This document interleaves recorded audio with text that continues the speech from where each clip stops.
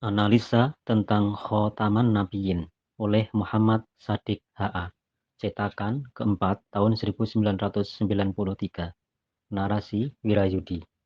Bab selanjutnya yaitu arti Khotaman Nabiyyin. Sebelum menyebutkan keterangan-keterangan lain, lebih dulu saya hendak menyebutkan arti Khotaman Nabiyyin yang sudah dikemukakan oleh ulama-ulama Islam sendiri.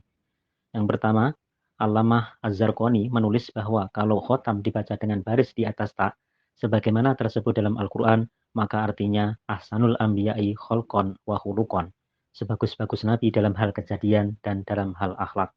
Keterangan dari Syarah Al-Mawahibul Laduniyah, juz 3 halaman 163. Kedua, Allamah Ibnu Khaldun menulis dalam kitabnya bahwa ahli tasawuf mengartikan khotaman nabiyyin dengan an-nabiyul ladzi hasolat lahun nubuwatul kamilah. Nabi yang telah mendapat kenabian yang sempurna. Keterangan dari Muqaddimah pasal 52. Yang ketiga, Imam Mulla Ali Al-Qori menulis al-makna annahu la ya'ti nabiyun yang syahu millatahu walam yakum min ummatihi. Khotaman nabiyyin berarti tidak akan datang lagi sembarang nabi yang akan memangsukkan atau menghapus agama Islam dan yang bukan dari umat beliau. Al-Mawdu'al halaman 59. Keempat, Hadrat Asy-Syarif Ar-Rodhi menulis tentang khotaman nabiyyin. Wal muradu biha annallaha ta'ala ja'alahu sallallahu alaihi wasallam hafidun li syara'i'ir rusuli alaihimus salamu wa kutubihim wa jami'al lima'alimi dinihim wa ayatihim.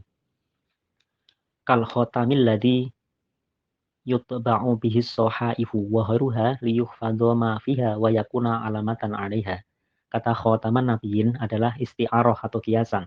Maksudnya ialah bahwa Allah Subhanahu wa taala telah menjadikan Nabi besar sallallahu alaihi wasallam penjaga bagi syariat dan kitab rasul-rasul semuanya dan pengumpul bagi ajaran dan tanda-tanda mereka sekalian.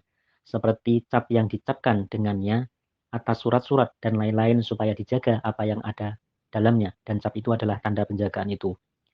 Talqisul Biyan fi Majazatil Quran halaman 191 sampai 192. Kelima, Asy-Syaikh Bali Afendi menulis, fa khatamur rusuli walladzi la yujadu ba'dahu nabiyyun musarri'un fala yamna'u wujudu Isa ba'dahu khatamiyyatahu li'annahu nabiyyun muttabi'un lima ja'a bihi khatamur rusul. Khatamur rusul ialah yang tidak ada sesudahnya nabi yang membawa syariat. Maka itu adanya Nabi Muhammad SAW sebagai khotaman nabiin tidak menghalangi adanya Isa di belakang beliau. Karena Isa itu adalah nabi yang akan mengikut pada ajaran yang dibawa oleh khotamur rusul Muhammad itu.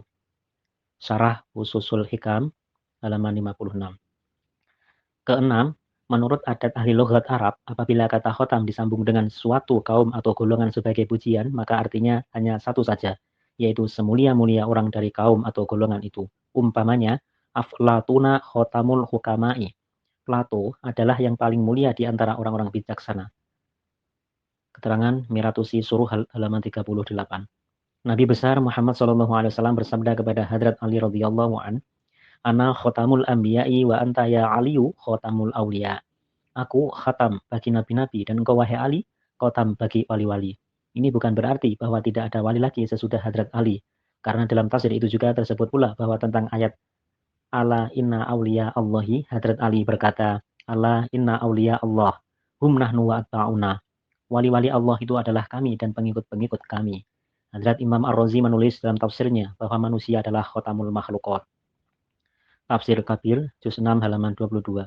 Apakah itu berarti bahwa tidak ada makhluk lagi sesudah Adam?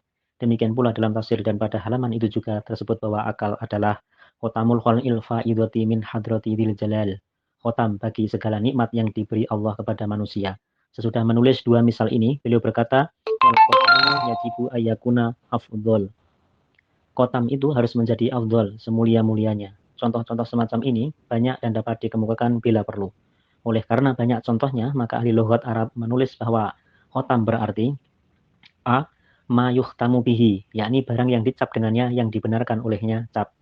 B. Musaddiku, yang membenarkan.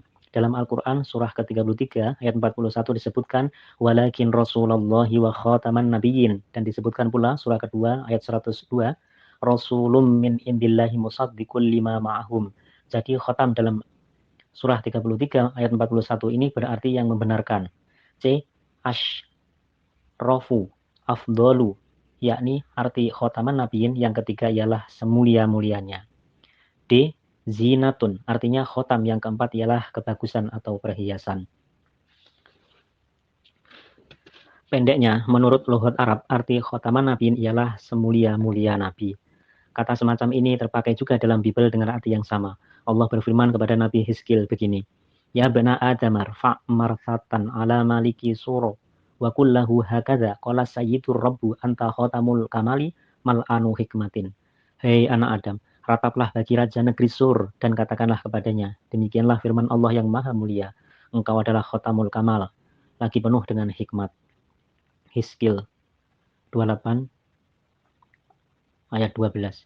Dapatkah dikatakan bahwa kata kamal berarti yang menutup segala kesempurnaan? Tak adakah lagi sesudah raja itu seorang manusia pun yang mempunyai kesempurnaan dalam hal duniawi dan rohani? Ketujuh, Allamah Abul Baqa Al-Kaburi mengarang sebuah kitab terkenal yang berhubungan dengan Al-Quran Majid. Judulnya ialah Imla'u ma manna bihir rahman. Dalam kitab itu dijelaskan salah satu arti kata khotaman nabiyin yakni al-maktumu bihin nabiyuna. Segala nabi dicap dengannya. Marilah kita renungkan apakah arti bahwa nabi-nabi Adam, Nuh, Ibrahim, Musa dan lain-lain dicap oleh Nabi Muhammad SAW. Kalau dikatakan bahwa dicap berarti ditutup, maka kami berkata mereka sudah lama wafat dan sudah lama terkubur. Bagaimana mereka dapat ditutup lagi? Jadi jelaslah bahwa arti dari segala nabi dicap oleh Nabi besar Muhammad SAW ialah bahwa segala nabi itu dibenarkan oleh beliau. Tidak ada arti lain, karena kita tidak akan dapat percaya bahwa Nuh, Ibrahim, Musa, Isa, dan lain-lainnya adalah benar. Kalau Nabi Muhammad SAW tidak menyatakan kebenaran mereka kepada kita. Keterangan ini memastikan bahwa arti khotam ialah cap. 8. Kita sama-sama mengetahui bahwa Nabi Muhammad SAW tidak mempunyai anak laki-laki yang berumur panjang.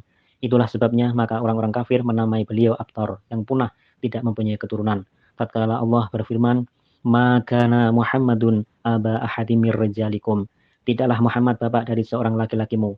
Maka orang-orang kafir tentu saja merasa gembira karena firman ini membenarkan kata mereka bahwa Nabi Muhammad SAW seorang punah karena beliau tidak mempunyai keturunan.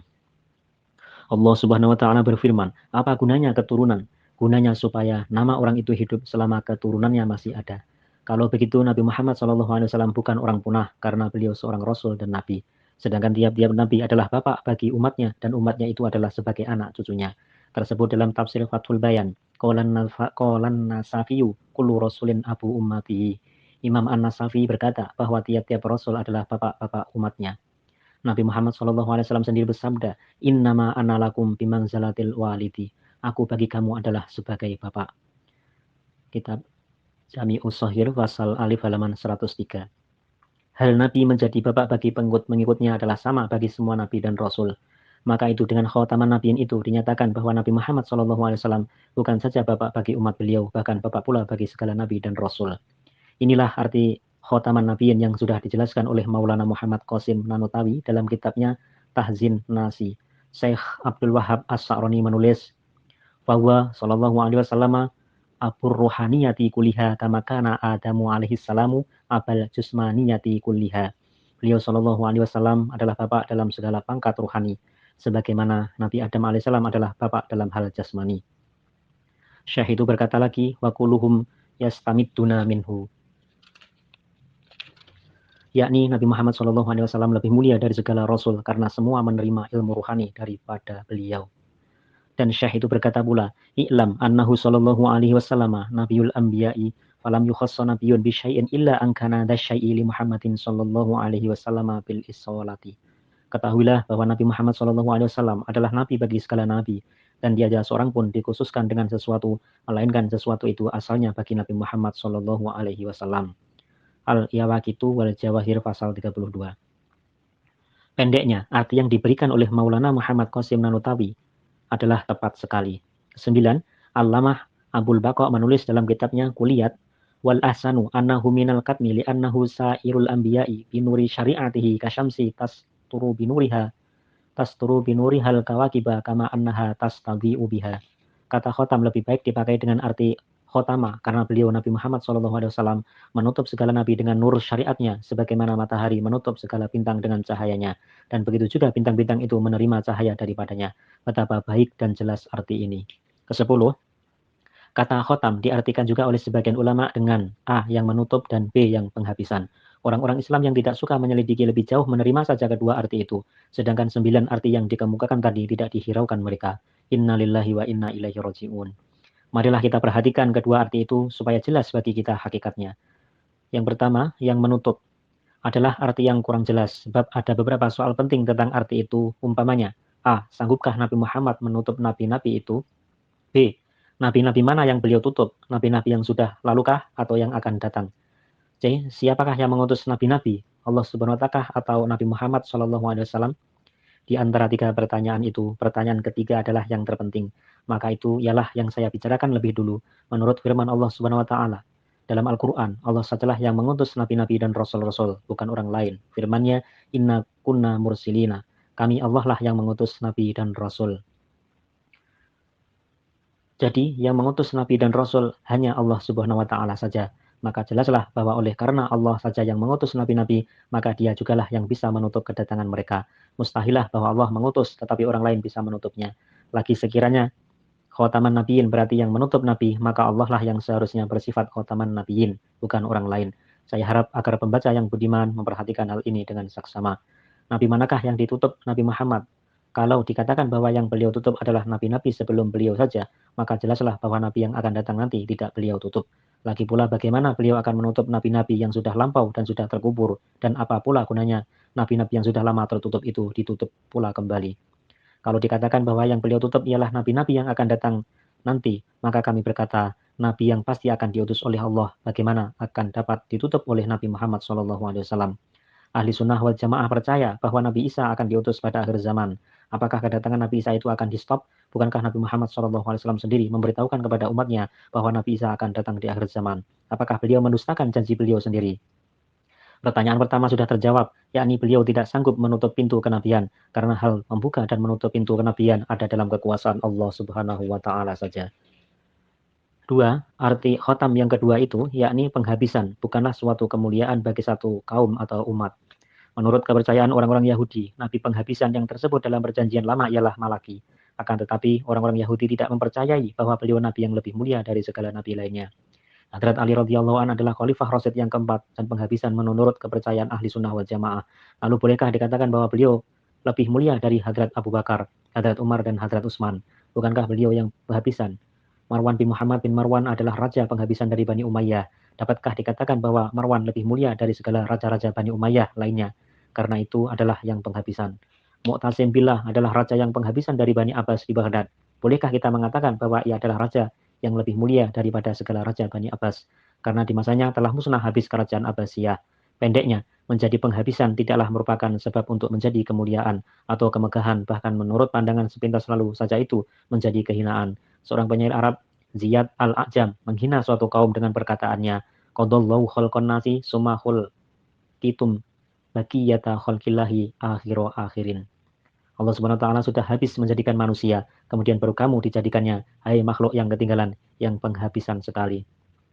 Al-Idul Farid juz 3 halaman 407. Oleh karena itulah maka Asy-Syaikh Abu Abdullah Muhammad bin Ali Al-Hakim At-Tirmizi menulis, fa innal ladzi amiya an khabari hadza yadunnu anna khataman nabiyina ta'wiluhu annahu akhiruhum mab'atan fa ayu manqabatin fi hadza wa ayu ilmi fi hadza ta'wilul bulhil jahalati.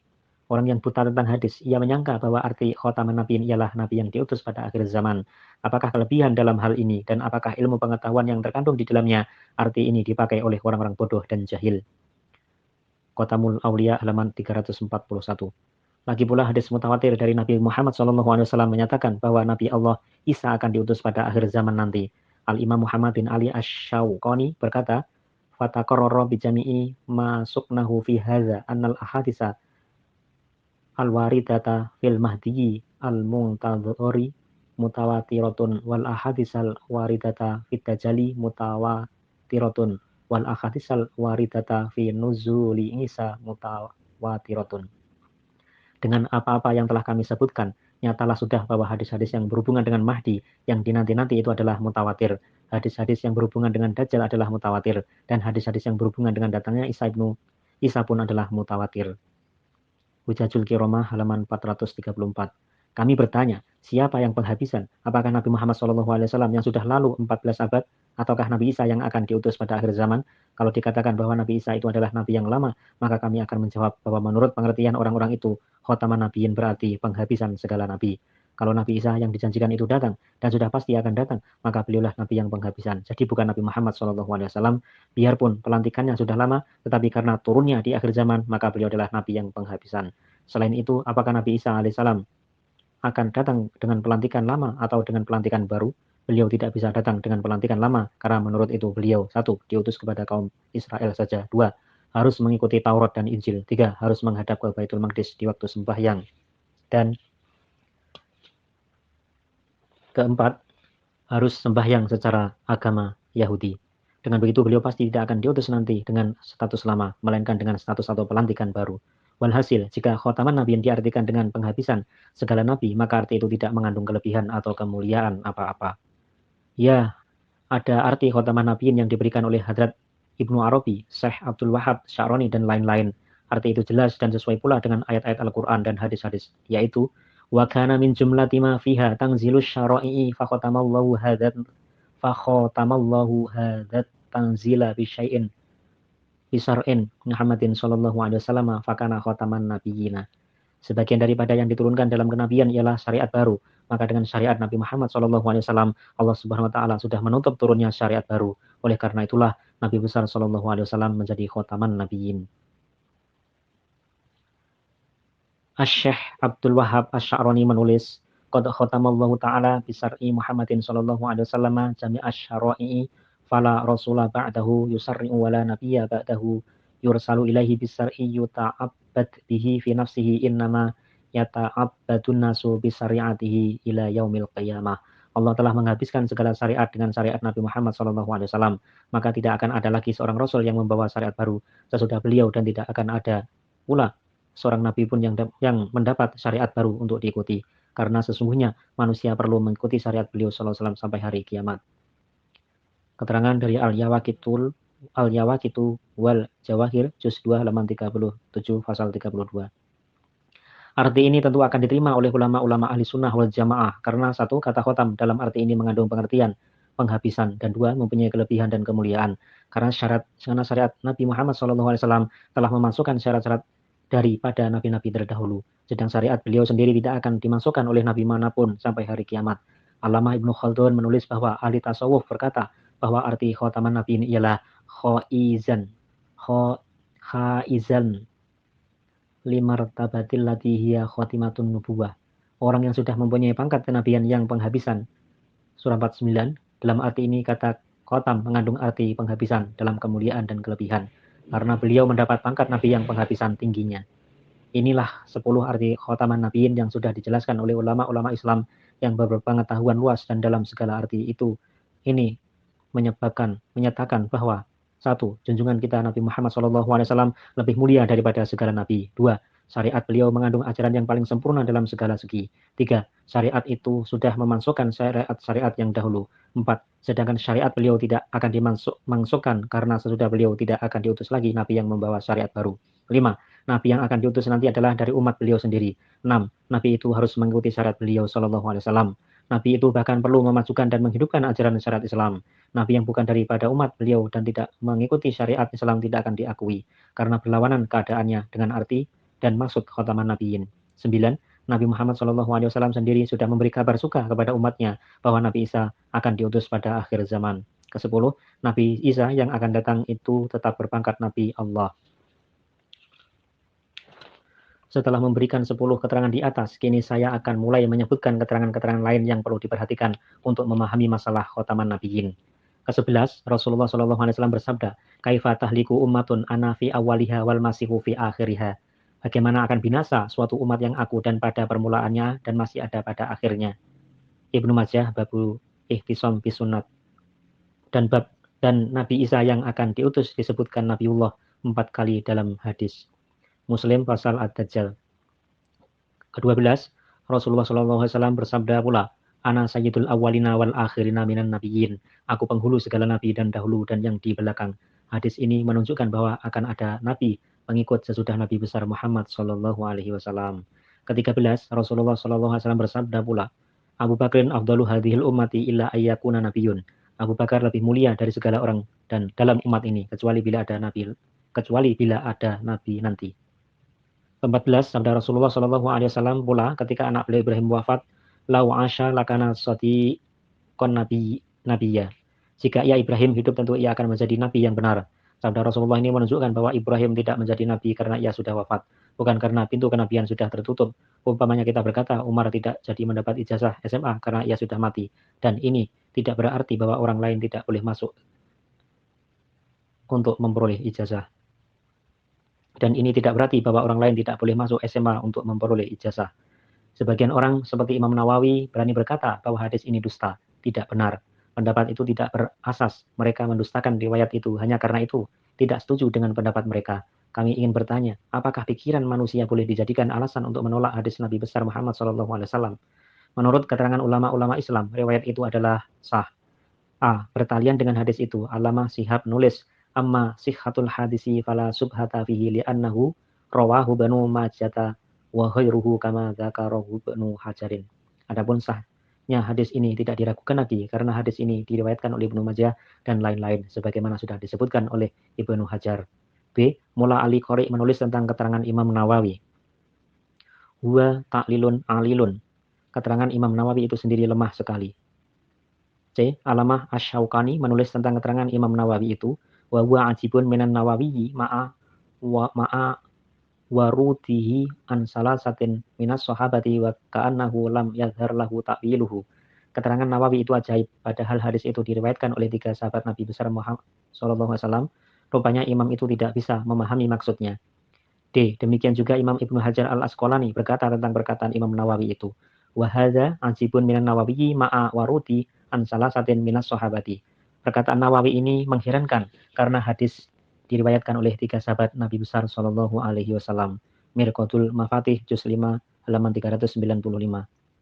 Jadi Imam Ibnu Hajar, Imam Asy-Syaukani, Mulla Ali Al-Qori dan Alamah Asy-Syihab berempat menolak perkataan Nawawi itu. Imam Ibnu Hajar Haitami pun menolak keterangan Imam Nawawi itu dengan panjang lebar dalam kitab Al-Fatawal Hadisiyah halaman 150. Isi penolakan itu sama dengan keterangan imam tadi. Pendeknya, hadis ini adalah suatu keterangan yang kuat tentang terbukanya pintu kenabian sesudah Nabi Muhammad SAW. Sehingga Imam Ibnu Hajar Haitami menulis, wala bu'da fi isbatin nubuwati lahu ma'asihwarihi li'annahu ka'isal qaili al-yawma ulida. Inni Abdullahi atanil kitaba wa ja'alani nabiyan. Tidak mustahil kalau dikatakan bahwa Ibrahim, anak Nabi SAW adalah Nabi pada masa kecilnya. Seperti Nabi Isa AS yang berkata kepada kaumnya, pada hari lahirnya saya adalah hamba Allah, dia sudah menjadikanku Nabi. Al-Fatawal Hadisiyah halaman 150. Ingat, Nabi yang membawa syariat baru tidak ada lagi sesudah Nabi besar SAW. Sebagian orang menyangka bahwa Ibrahim sudah dimatikan Allah supaya jangan menjadi Nabi. Persangkaan ini tidak benar, karena tidak seorang manusia pun yang bisa menjadi Nabi kalau Allah Subhanahu wa taala tidak mengizinkannya, maka tidak ada gunanya Ibrahim dimatikan disebabkan oleh kekhawatiran bahwa ia akan menjadi nabi tanpa izin Allah Subhanahu wa taala. Ke-15, ada suatu riwayat yang lebih nyata lagi tentang Ibrahim itu, an Ali bin Abi Thalibin lama tuwfiya Ibrahimu arsalan Nabi sallallahu alaihi wasallam ila ummihi Maryata faja'athu wa qasalathu wa kafanathu wa kharaja bihi wa kharajan nasu ma'ahu. Pada nafahu wa adkhala sallallahu alaihi wasallam yadahu fi qabrihi faqala ama wallahi innahu lanabiyyun ibnu nabiyyin. Hadrat Ali radhiyallahu anhu meriwayatkan bahwa tatkala Ibrahim sudah wafat, Nabi besar sallallahu alaihi wasallam memanggil Maria ibu Ibrahim, maka ia datang memandikannya dan mengafaninya. Sesudah itu Nabi besar sallallahu alaihi wasallam dan orang-orang lain membawanya keluar dan menguburkannya, dan Rasulullah sallallahu alaihi wasallam memasukkan tangan beliau ke dalam kuburan. Lalu beliau bersabda, demi Allah ya Ibrahim seorang nabi, anak seorang nabi. Keterangan Al-Fatawal Hadisiyah halaman 150. Sebagian ulama Islam mengatakan bahwa Nabi Isa AS ketika berumur 3 tahun sudah jadi nabi. Keterangan dari Ruhul Ma'ani juz 3 halaman 148. Yang ke-13, yang ke-16 selanjutnya, suatu riwayat terdapat dalam kitab Al-Khosaisul Kubro yang berbunyi, qala Musa ya Rabbi ja'alni nabiyya tilkal ummati qala nabiyyuha minha qala faj'alni min ummatihi qala staqdamta wasta'kharas